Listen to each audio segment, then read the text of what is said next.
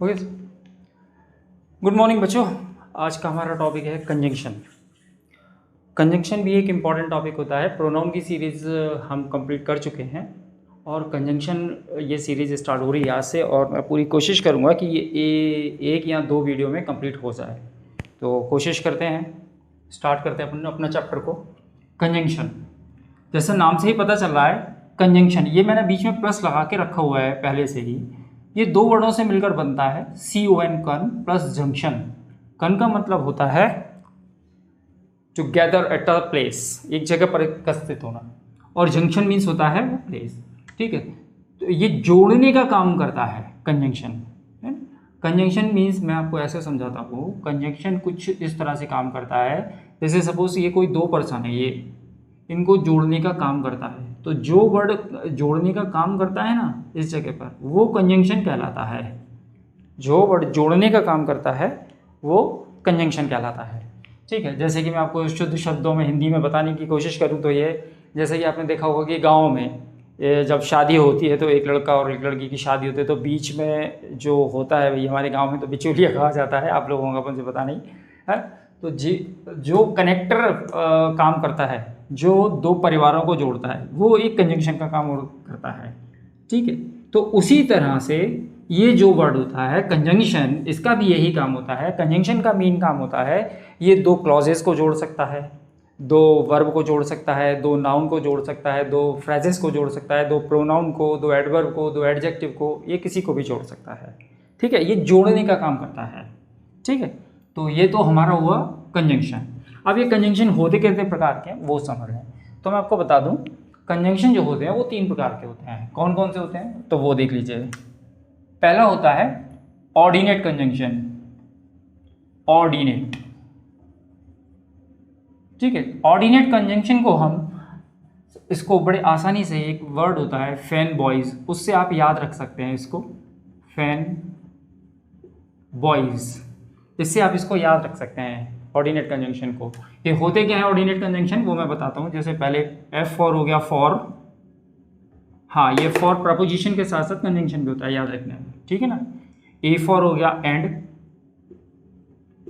N4 हो गया nor, B4 हो गया बट, O4 हो गया और, Y4 हो गया येट,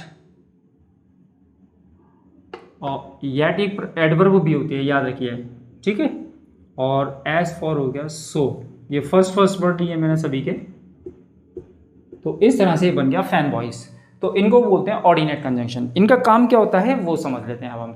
ऑर्डिनेट कंजंक्शन का जो मेन काम होता है वो होता है कि अपने साथ ये जिसको भी जोड़ रहा है ना, सेम पार्ट्स ऑफ स्पीच होगी बच्चों, सेम पार्ट्स ऑफ स्पीच, यानी कि सेम कैटेगरी के वर्ड हो गए। यानी कि जैसे मैंने कहा, अगर बट है, बट जैसे कंजंक्शन है, इसके बाद में अगर नाउन है तो बट के पहले भी नाउन होगा।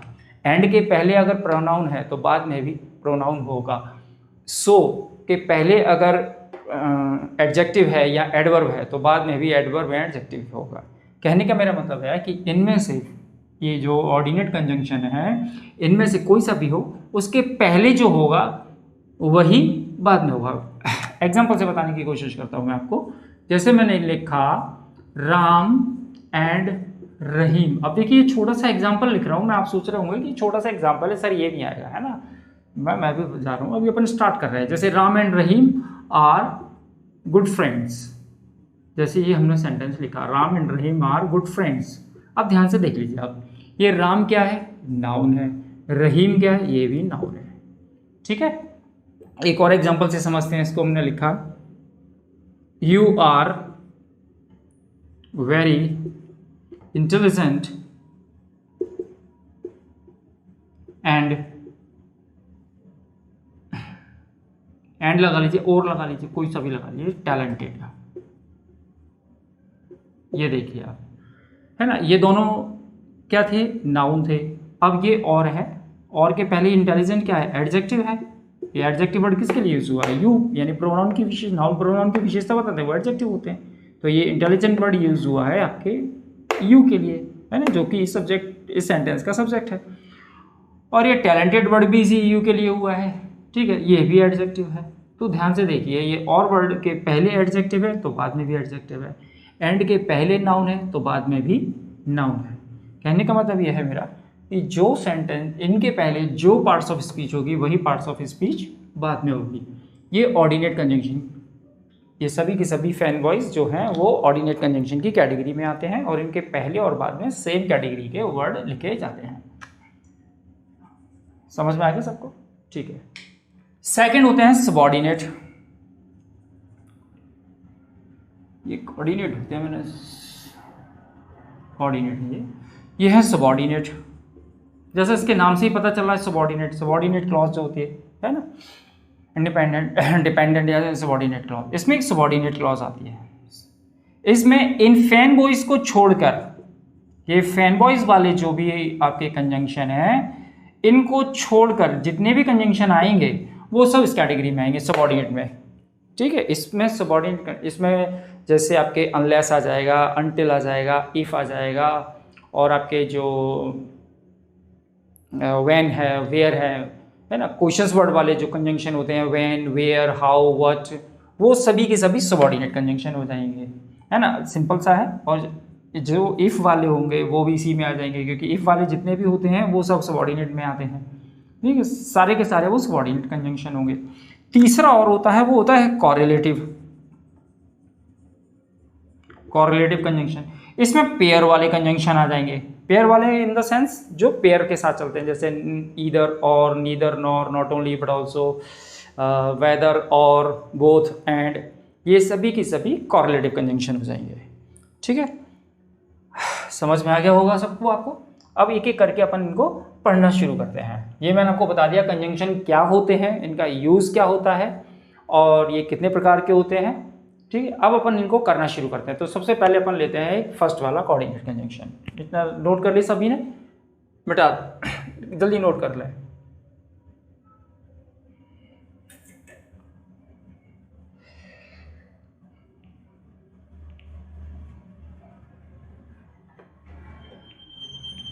अरे यार शिट, यही बता दिया मैंने। ठीक है, अब वो लिखा हुआ है फैन वॉइस, तो उससे तो आप समझ ही जाएंगे। ठीक है ना। फॉर, एंड, नॉर, बट हो गया, और वाई हो गया आपका येट, और ये है एस। ठीक है, ये लो अब। ठीक है, सो तो ये फैन वॉइस वाले हो गए। एग्जाम्पल से समझते हैं। अब इनको मैंने बता ही दिया है, एक दो एग्जाम्पल और बताऊँ अब आपको करने हैं इसके। जैसे मैंने लिखा, यू आर वेरी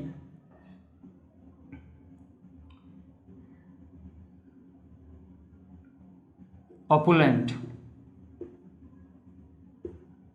बट माइजर।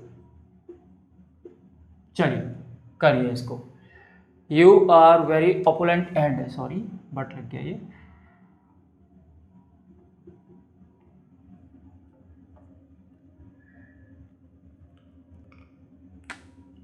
एक और देखें, माई फ्रेंड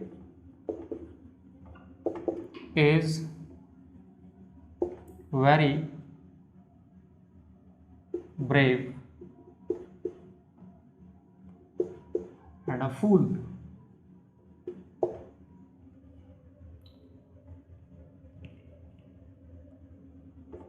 एक और देखें, he was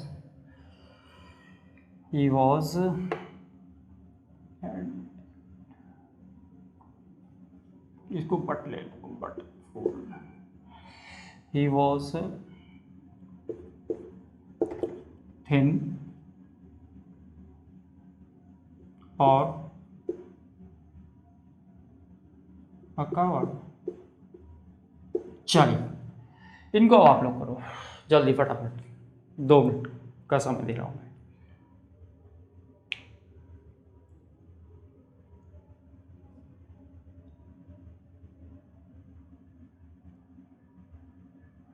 जल्दी करें, है ना, जब तक मैं पानी पी रहा हूँ।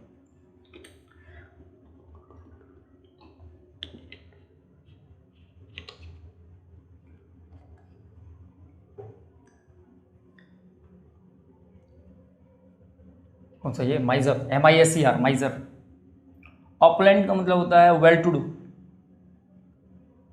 वेल्दी, वेल टू डू, पूफी, रिच, कोई सा भी वर्ड यूज कर लेंगे। हाँ रिच लिख लो। ऑपुलेंट भी एडजेक्टिव।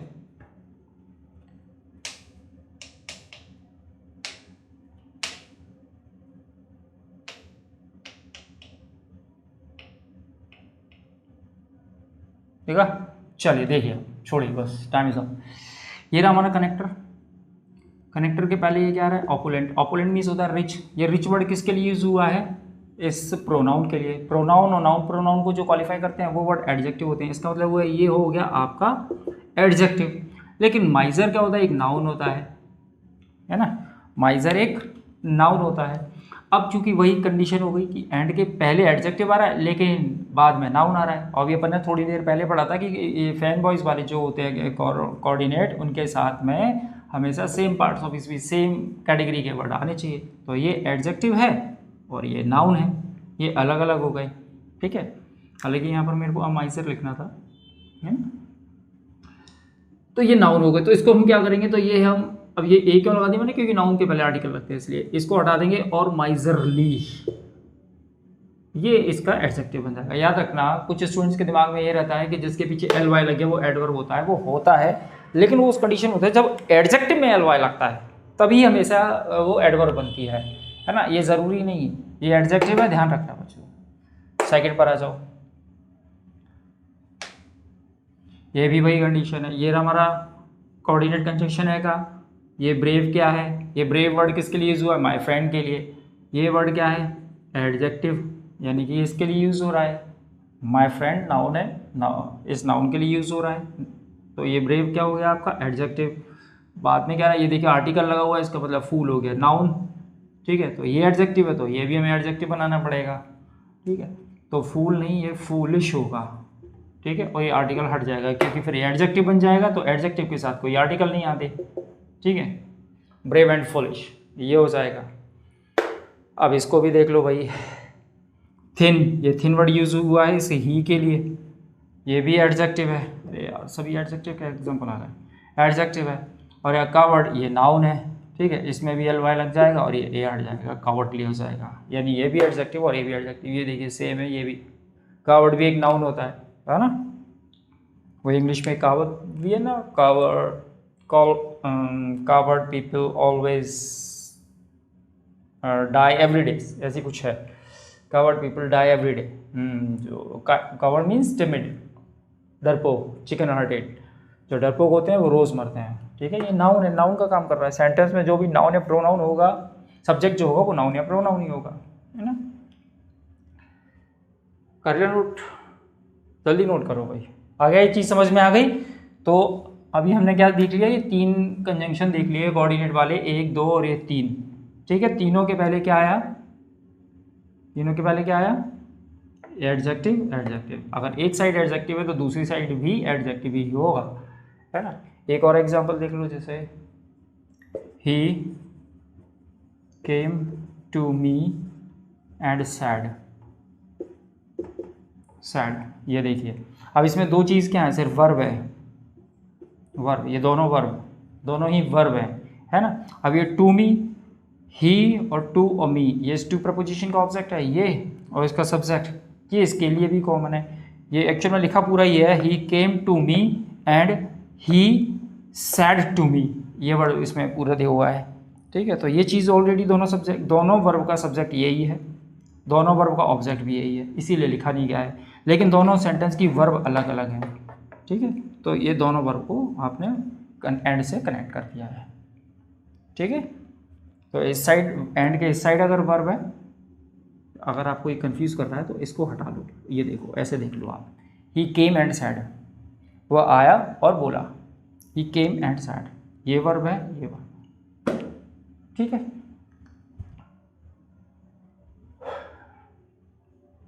नोट करो, जल्दी नोट करो। लेकिन अब ये चीज़ आ गई समझ में। अब 1-2 क्वेश्चन और देता हूँ मैं आपको इसके, है ना। देखो, मुझे एक क्वेश्चन हल्का सा है जो मैंने देखा था, किसी पेपर में है, एसएससी के किसी फॉर्मेट में है, अब वो किस में है वो मुझे याद नहीं है ना, आप देख लेना। कुछ इसी तरह से था। देखो, ये मैंने आपको बता दिया, ये एंड वगैरह। मेरा इसमें बताने का उद्देश्य ये है कि ये जो बच्चों क्वेश्चन आएंगे ना आपको, इस इतना मतलब इतनी लो लेवल के क्वेश्चन किसी भी एग्ज़ाम में नहीं आते हैं अब, ठीक है ना।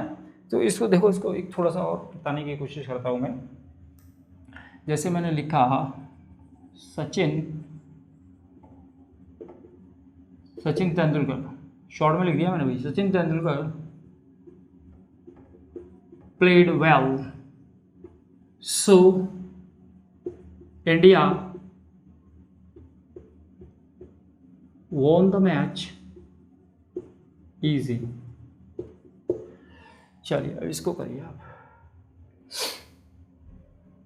Sachin Tendulkar played well so India won the match easy।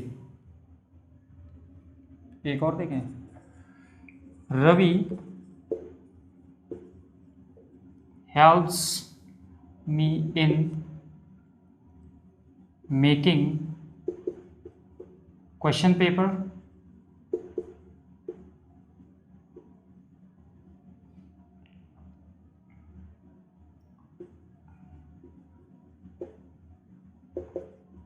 preparing notes and to cook food at my home. थोड़ा बड़ा हो गया है ना, लेकिन क्या है एग्ज़ाम में वही राम एंड रहीम ऐसे छोटे बड़े नहीं आते। इन दोनों को करिए अब आप, इन दोनों को जो अभी अपन ने सीखा है उसके अकॉर्डिंग इनको करिए, फटाफट करिए।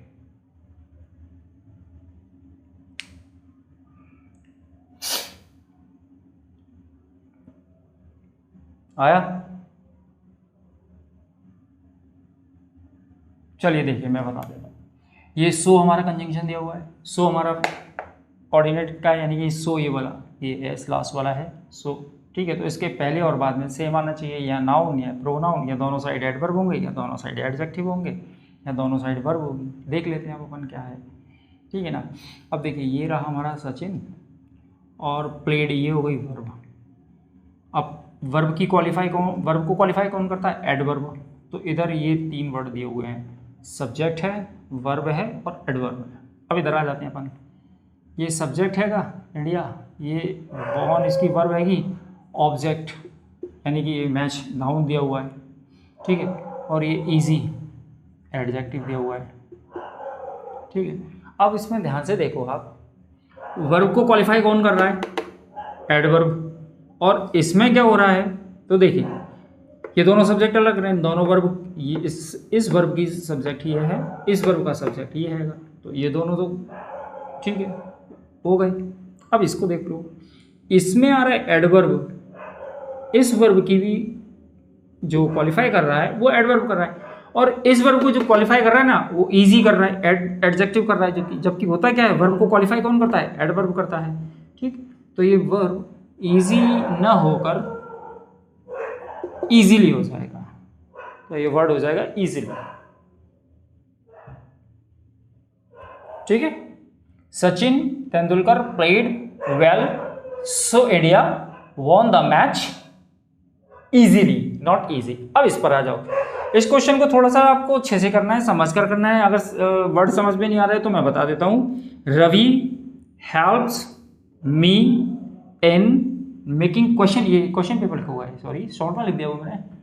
Ravi helps me in making questions paper, comma लगा हुआ है, preparing notes and to cook food एट है ये एट माई होम, ठीक। अब इसको देखिए, अब चलिए अब मैं बताना शुरू करता हूँ। इसको आप देख लीजिए, ये रवि हैगा हमारा सब्जेक्ट है, ये इसकी वर्ब है, ये इसका ऑब्जेक्ट है, ये इन प्रपोजिशन है, इस प्रपोजिशन का ऑब्जेक्ट ये आएगा, इन प्रपोजिशन का ऑब्जेक्ट ये आएगा, ठीक है। अब इधर आ जाओ, ये भी वर्ब है, प्रिपेयरिंग नोट्स, ये इस वर्ब का ऑब्जेक्ट हो गया, प्रिपेयरिंग इस नोट्स वर्ड का ऑब्जेक्ट हो गया। अब ध्यान से देखिए, ये मेकिंग क्या है अपने आप में? आईएनजी वाली फॉर्म 3 रूप में काम करती है, एक्शन वर्ब की तरह काम करती है, जेरेंट फॉर्म की तरह काम करती है, और प्रेजेंट पार्टिसिपल की तरह काम करती है। यहाँ पर ये क्या काम कर रही है? जेरेंट फॉर्म का काम कर रही है। जेरेंट मतलब नाउन, जेरेंट कह लो या नाउन फॉर्म कह लो, ये जेरेंट फॉर्म में है। ये प्रिपेयरिंग क्या है, जेरेंट फॉर्म में है, ठीक है। अब ये एंड से कनेक्ट हो रहे हैं, अब ये एंड से कनेक्ट हो रहे हैं तो ये 2 + V1 क्या है, 2 + V1 हो गया आपका इन्फिनेटिव। जब ये दोनों जेरेंट फॉर्म थी, देखिए कॉमा लगा ना, कॉमा के पहले वाली भी जेरेंट है, कॉमा के बाद वाली भी जेरेंट है, और एंड के बाद वाली भी फिर जेरेंट फॉर्म होनी चाहिए। ये मालूम है ना कि अगर जैसे 2 लोग कनेक्ट हो रहे हैं एंड से तो दोनों के बीच में एंड आ जाएगा, 3 लोग हो रहे हैं तो पहले 2 के बीच में कॉमा, तीसरे के पहले एंड आ जाएगा, 5 लोग एंड हो रहे हैं तो पहले के 4 के बीच में कॉमा, 5 पे मतलब लास्ट वाले वर्ड के पहले एंड आता है। अब इसमें 3 वर्ब दी हुई हैं, जेरेंट फॉर्म, मेकिंग, प्रिपेयरिंग और कुकिंग, ठीक है ना, ये 3 दी हुई हैं, तो तीनों फॉर्म होगी आपकी ये जेरेंट फॉर्म में होगी, ठीक है। तो ये लास्ट वाले वर्ड के पहले एंड कनेक्टर लगा हुआ है, कंजंक्शन लगा हुआ है, ठीक है। तो ये फिर कुक ना होकर कुकिंग होगा, ये कुकिंग। एग्जाम में कुछ इस तरह के क्वेश्चन आते हैं, है ना, वो सिंपल से नहीं आते। आया समझ में? नहीं आया कोई बात नहीं, मैं एक बार फिर से बता देता हूँ।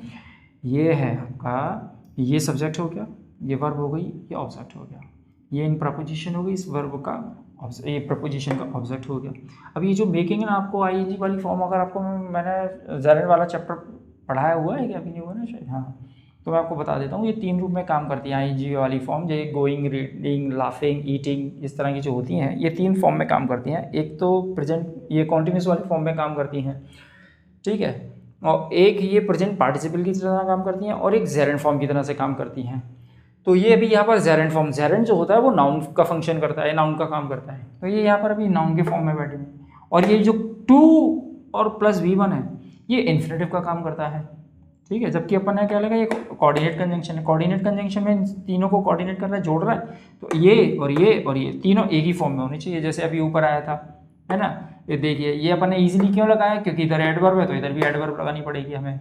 इससे पहले जो एग्जाम्पल किए थे उसमें हमने इधर एडजेक्टिव तो इधर एडजेक्टिव, उसी तरह से इधर जेरेंट, इधर जेरेंट, तो इधर भी एंड के बाद भी, एंड के पहले जेरेंट आ रहा है तो एंड के बाद भी जेरेंट फॉर्म आएगा, ना कि इन्फिनेटिव, इसलिए ये 2 हट जाएगा और ये कुकिंग हो जाएगा।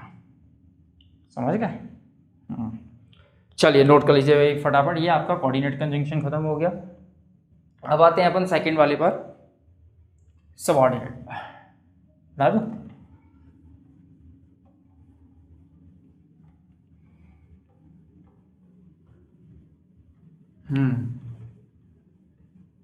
सबऑर्डिनेट कंजंक्शन क्या होते हैं, तो आपको मैं बता दूं, सबऑर्डिनेट सेकंड वाला और थर्ड वाला हम साथ साथ ही ले लेंगे, है ना। सबऑर्डिनेट कंजंक्शन में मैंने आपको बताया, ये अनलेस, अनटिल, व्हेन, व्हाइल, सभी क्वेश्चंस वर्ड जो होंगे वो आ जाएंगे, इफ आ जाएंगे। इसमें एक सबऑर्डिनेट क्लॉज दी हुई होती है, ठीक है। चलिए इस सीरीज में अपन सबसे पहले स्टार्ट करते हैं अनलेस और अनटिल, है ना। सबऑर्डिनेट क्लॉज वाला सेकंड वाला है ना, पहले लिख चुका हूँ मैं आपको, पूरा डिटेल्स में नहीं फिर से बताना चाह रहा। अनलेस, इस पर आ जाइए, और अनटिल, दोनों को एक साथ देखिए आप, है ना, अलग अलग नहीं समझा पाऊंगा ये मैं, और समझ में भी नहीं आएंगे वो।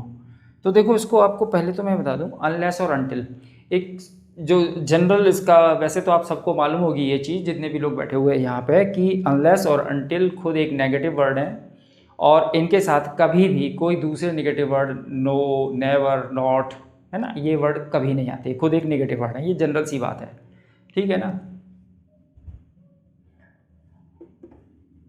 चलो वो भी बता दे रहा हूँ, चलो देख लो इस तरह के होता है वो, है ना। चलो आपने वैसे अच्छा पूछ लिया, जैसे मैंने लिखा unless you don't run fast you can't win this race, you can't win this race। अब देखना बच्चों के दिमाग में क्या होता है, बच्चों के दिमाग में ये होता है कि सर ने बताया था कि अनलेस वाली सेंटेंस में नॉट नहीं आता। अब ध्यान से देखो बच्चों, ये अपन कंजंक्शन है, अब ये क्या है, 2 क्लॉजेस हैं, 2 क्लॉजेस को जोड़ने का काम कर रहा है कंजंक्शन, ठीक है ना, ये अनलेस, ठीक है। अब इसमें क्या है, जैसे ये वाला डोंट है, इसमें जो अनलेस वाला पार्ट है ना, वो ध्यान से देखिए आप, ये अनलेस वाला सेंटेंस यहाँ से और इस कॉमा तक है, बस यहाँ तक है ये अनलेस वाला पार्ट, है ना। इसके बाद ये अनलेस वाला पार्ट नहीं है, ये तो सबऑर्डिनेट क्लॉज का दूसरा वाला पार्ट है, ठीक है। तो ये क्या है, ये अनलेस वाला पार्ट है। तो इस वाले पार्ट में जिस साइड में कभी कभी ये हो जाता है कि ये वाली क्लॉज को इधर लिख देते हैं, ये वाली क्लॉज को इस साइड लिख देते हैं, इस तरह से you can not win this race unless you don't run fast, ये भी लिख देते हैं। ठीक है ना, पूरी क्लॉज को करेंगे, ऐसा नहीं करेंगे कि एक ही वर्ड उठाकर इधर रख देंगे, नहीं, पूरी क्लॉज। तो जिस पार्ट में, जिस भाग में अनलेस लिखा हो या अनटिल लिखा हुआ, वो वाला डोंट नहीं आता, उस वाले पार्ट में डोंट नहीं आता। और रहा दूसरा वाला जो सेंटेंस होता है वो कॉन्टेक्स्ट पर डिपेंड करता है, उसमें आ भी सकता है और नहीं भी आ सकता है, ये हमारे कॉन्टेक्स्ट पर डिपेंड करता है ना। आ गई बात समझ में, छोटी सी चीज़ है ये। तो ये वाला नॉट, कोई सा भी नॉट हो, इज नॉट, आर नॉट, है ना, वो नहीं आता है। जिस पार्ट में अनलेस और अनटिल लिखे होते हैं वो नहीं आता है। तो ये तो हो गई एक जनरल सी बात। अब जो मैं आपको बताना चाह रहा हूँ, है ना, ये तो सभी जानते हैं, आप लोग पहले से ही जानते हैं, है ना। अब इसमें जो जनरली क्वेश्चंस आते हैं ना, वो क्या करते हैं, वो अनलेस की जगह पर अनटिल को लिख देते हैं, अनटिल की जगह पर अनलेस को लिख देते हैं। तो ये इसको समझने का भी तरीका देखो, मैं आपको बताऊँ इसको कैसे समझना है। अनलेस को हिंदी में भी मैं बता देता हूँ। जैसे कुछ बच्चे हैं जो बोलते हैं कि सर हिंदी में भी हो जाए तो ज़्यादा अच्छा है। वैसे तो ये है कि इंग्लिश को इंग्लिश में ही सीखें तो ज़्यादा अच्छा है, लेकिन मैं स्टूडेंट्स के अकॉर्डिंग पढ़ाता हूँ, अपने अकॉर्डिंग नहीं। थोड़ा अगर स्टूडेंट्स को समझ में आना चाहिए ओवरऑल कैसे भी, है ना। अनलेस का मतलब होता है शर्त सूचक और अनटिल का मतलब होता है समय सूचक। ठीक है, इसमें शर्त सूचक मतलब ये कंडीशनल होता है, इसमें कंडीशन दी जाती है और इसमें एक टाइम पीरियड दिया जाता है। ठीक है, जैसे मैंने लिखा unless she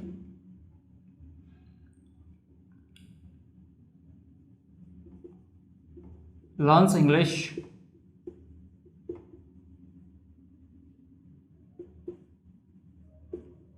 she will not get a good job. She will not get a good job. Unless she learns English, she will not get a good job. अगर वह कड़ी मेहनत नहीं करेगी, अगर वह इंग्लिश नहीं सीखेगी, she will not get a good job, तो उसे अच्छा जॉब नहीं मिलेगा। अगर लगा हुआ कंडीशन लगी हुई है कि अनलेस शी लर्न्स इंग्लिश, अगर वह इंग्लिश नहीं सीखेगी तो she will not get a good job, तो उसे एक अच्छा जॉब नहीं मिलेगा। गुड लिखा हुआ है, she will not get a good job, तो उसे अच्छा जॉब नहीं मिलेगी। ये कंडीशन रखी हुई है कि पहले भैया उसे इंग्लिश सीखना होगी फिर उसको जॉब मिलेगी, ये कंडीशन रखी हुई है ना।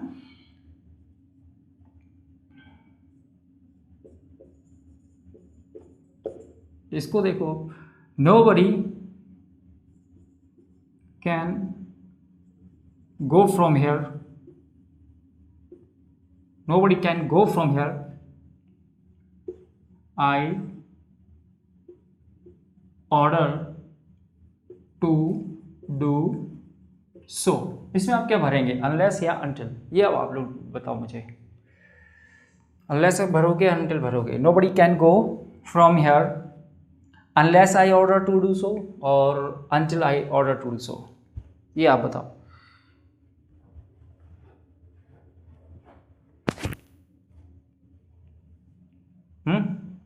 समझ, nobody can go from here, यहाँ से कोई नहीं जा सकता है। अब इसमें क्या है, यहाँ शर्त नहीं रखी जा रही है, एक टाइम पीरियड दिया जा रहा है जब तक मैं उसे ऐसा करने को ना कहूँ। ठीक है, इसमें until I order to do so, जब तक मैं ऐसा करने को ना कहूँ, ये एक नेगेटिव वर्ड है। ठीक है, नेगेटिव है। I order, जब तक मैं ऑर्डर ना दूँ ऐसा करने को, nobody can go from here, यहाँ से कोई नहीं जा सकता है। यहाँ मैं शर्त नहीं रख रहा हूँ, ठीक है, यहाँ पर मैं आपको सीधा ऑर्डर दे रहा हूँ, जब तक मैं ऑर्डर नहीं दूंगा कोई नहीं जाएगा यहाँ से। ठीक है, एक टाइम पीरियड है, यानी जो ऑर्डर दिया जाएगा वो एक टाइम बाद दिया जाएगा, 10 मिनट बाद, 5 मिनट बाद, 15 मिनट बाद, जो भी होगा एक टाइम पीरियड होगा उसमें। लेकिन अनलेस में सीधा सीधा कंडीशन दिया होता है कि अगर ऐसा होगा तो ऐसा होगा। ठीक है, एक और देखो, अनलेस, अरे यार मैंने पहले ही बता दिया, चलो देख लो अब। Unless it rains, unless it rains, अगर बारिश नहीं होगी, फ्यूचर में जाएगा ना, conditional sentence. Unless it rains we shall starve, we shall starve. ठीक है, अभी दूसरे वाली क्लॉसेस को कोई लेना नहीं है, नेगेटिव हो या ना हो उसको इससे देखना है आपको। अब इसमें ध्यान से देखो, अनलेस आएगा अनटिल आएगा। अगर बारिश नहीं होगी, ये कंडीशन लगी हुई है कि अगर बारिश नहीं होगी तो हम भूखे मर जाएंगे भैया। ठीक है, ये सही बात है, सब पर डिपेंड करती है। ठीक है, तो ये अनलेस और अनटिल, तो अनलेस कंडीशनल होता है, ये टाइम उसको कंडीशन को शो करता है, और अनटिल जो होता है वो समय सूचक होता है। ठीक है, एक और देखें, इसको अब आप करो, wait here,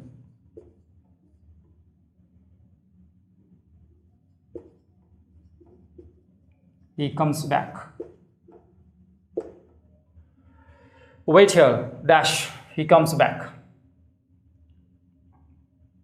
wait here dash he comes back, क्या होगा समझ लीजिए। वेट हियर इंपेरेटिव सेंटेंस है ना, वर्ब की फर्स्ट फॉर्म से स्टार्ट हो रहा है ना, यहाँ इंतजार करो, डैश ही कम्स हियर, यहाँ कंडीशन नहीं रखी जा रही है, ऑर्डर दिया जा रहा है, इंपेरेटिव है, वर्ब की फर्स्ट फॉर्म से स्टार्ट हो रहा है ना, जो डायरेक्ट डोमिनेट वर्ड है, इसलिए यही इंतजार करो until he comes back, जब तक वह वापस ना आ जाए, until he comes back, जब तक वह वापस ना आ जाए। यहाँ कंडीशन नहीं रखी जा रही है, यहाँ पर डायरेक्ट ऑर्डर किया जा रहा है। ठीक है, तो आई होप कि समझ में आ गया होगा कि अनलेस का मतलब होता है कंडीशनल, और जिसमें कंडीशन रखी जाती हैं, और अनटिल का मतलब होता है जो टाइम को डिनोट करते हैं। इसमें एक टाइम दिया होता है, उस टाइम दिया होता है, और टाइम के बारे में बताया जाता है कि ये आने वाला कोई ऐसा काम है जो एक समय पर होगा, और अनलेस वाले में सीधी सीधी एक कंडीशन दी जाती है। चलिए हो गया, बता दूँ, नोट करो वही फटाफट जल्दी जल्दी।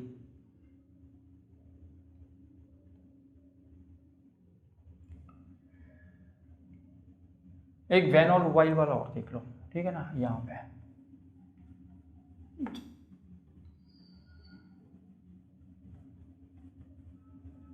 वैन और वाइल वाला वो और देख लो आप, है ना,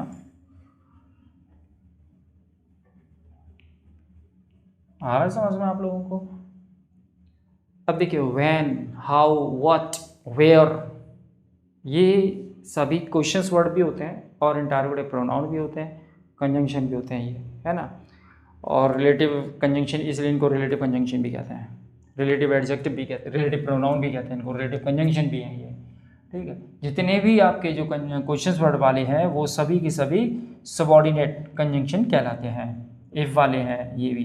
ठीक है ना, सबऑर्डिनेट कंजंक्शन। और एक और बात बता दूं, जो इफ वाला मैंने इसलिए इसमें नहीं लिया क्योंकि इफ के लिए मैंने एक अलग से वीडियो बनाई है, कंडीशनल सेंटेंसेस जो इफ वाले होते हैं वो कंडीशनल सेंटेंसेस पूरा एक चैप्टर अपने आप में रखते हैं, तो उसको मैंने कंडीशनल सेंटेंसेस की एक अलग से वीडियो बनाई है, जो भी स्टूडेंट देखना चाहे उसको देख सकता है, conditional sentences bye Pankaj sir के नाम से आप देख लें, मिल जाएगा।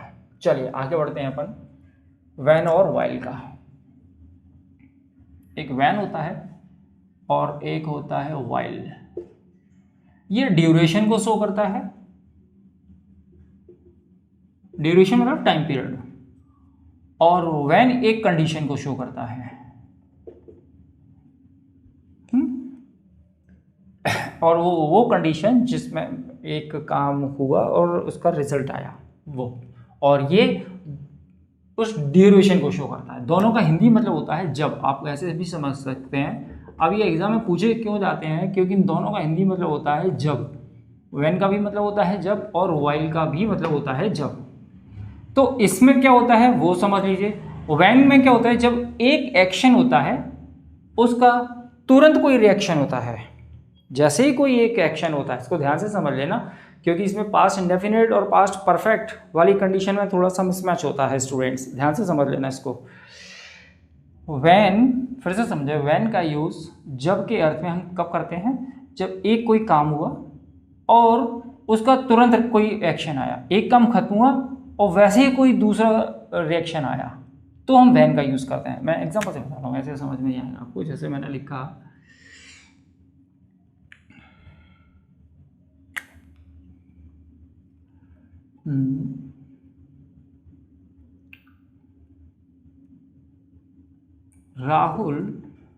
Ram left from here when Ravi केम। देखें आप, ये रहा हमारा conjunction. Rahul left from here, Rahul यहां से चला गया। रवि केम, ठीक है। जब रवि आया यानी पहले रवि आया है, उसके बाद फिर राहुल यहाँ से, सॉरी राम, दोनों से, अच्छा राम और रवि है, ठीक है।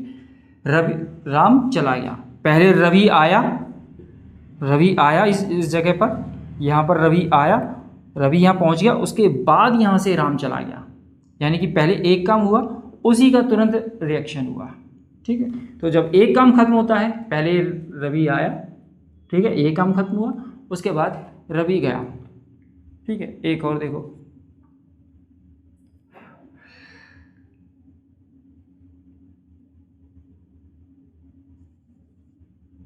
we scared when the power failed. When the power failed, we scared, हम डर गए। when the power failed, ये रहा कंजंक्शन हमारा, ठीक है। दोनों को जोड़ रहा है, दो क्लॉजेस हैं उनको जोड़ रहा है। we scared, हम डर गए। when the power failed, जब लाइट चली गई तो हम डर गए, यानी कि पहले एक एक्शन हुआ, उसका तुरंत रिएक्शन ये हुआ, समझ नहीं लगा उसमें, ये एक्शन हुआ, उसका तुरंत रिएक्शन ये हुआ, ठीक है। अच्छा, कोई ये बताएगा मुझे कि जब पास्ट के दो सेंटेंस होते हैं, है ना, तो वो एक पास्ट परफेक्ट में बनता है, एक पास्ट इंडेफिनिट में बनता है, लेकिन यहाँ दोनों पास्ट इंडेफिनिट में बन रहे हैं। कोई बताएगा ऐसा क्यों हो रहा है? कोई बताएगा ऐसा क्या हो रहा है? दो पास्ट के सेंटेंस होते हैं ना, तो जो काम पहले हो जाता है उसे पास्ट परफेक्ट में बनाते हैं, है ना, और दूसरा पास्ट इंडेफिनिट में बनाते हैं। लेकिन इसमें ऐसा क्यों नहीं हो रहा है? इसमें तो हम दोनों ही सेंटेंस को पास्ट से जोड़ रहे हैं, ऐसा क्या हो रहा है? पास्ट इंडेफिनिट से तो जोड़ रहे हैं दोनों को, सब्जेक्ट सेकंड फॉर्म, सब्जेक्ट ये पावर, सब्जेक्ट सेकंड फॉर्म। तो वो ऐसा है, मैं आपको बता देता हूँ, समझ लो। जब कोई एक्शन का रिएक्शन तुरंत होता है, उसमें समय नहीं लगता, तुरंत रिएक्शन होता है, तो वो पास्ट में ही बनती हैं दोनों क्लॉजेस, ठीक है ना। अब एक और मैं बताने की कोशिश करता हूँ आपको, जैसे मैंने लिखा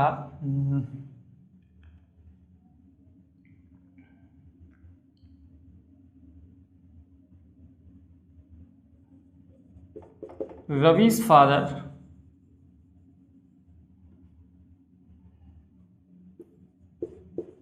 punished him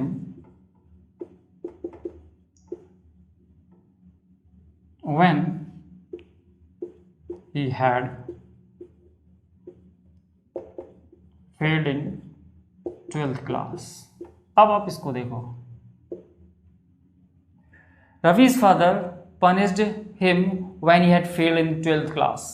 अब इसको देखो आप, ये भी वेन से कनेक्ट हो रहा है, ये भी वेन से कनेक्ट हो रहा है, लेकिन ये पास्ट परफेक्ट में जा रहा है, क्योंकि इसमें जो काम हो रहा है ना बच्चों, वो थोड़ा सा सर डिले हो रहा है। मान लो ये बात आपकी मैं आज कह रहा हूँ, और ये काम हुआ है रवि ने 2015 में 12th फेल हुआ था, और आज चल रहा है 2023, ठीक है। तो ये टाइम हो गया इस बात को हुए। तो रवि के पापा ने उसे डांटा था व्हेन ही हैड फेल्ड, जब वो फेल हो गया था। ये पहले एक्शन हुआ है तो पास्ट परफेक्ट में हुआ है, ये एक्शन बाद में हुआ है तो पास्ट इंडेफिनिट में हो रहा है, ठीक है। और इन दोनों में एक्शन तुरंत हुआ है, जैसे लाइट गई है और हम तुरंत डल गए। ऐसा नहीं है कि लाइट आज गई है, अभी गई है, और हम कल सुबह तक सोचेंगे, विचार करेंगे रात भर कि डरें या ना डरें, है ना, ऐसा कुछ नहीं है, ठीक है भैया। हाँ शर्मा जी, समझ रहे हो? हाँ ठीक है। और डिटेल्स में जाना है तो मैंने टेंसेस वाला वीडियो बनाया ना, उसमें देख लेना, और अच्छे से डिटेल्स में होगा, वरना अपन टॉपिक से भटक जाएंगे। अपना टॉपिक है कंजंक्शन।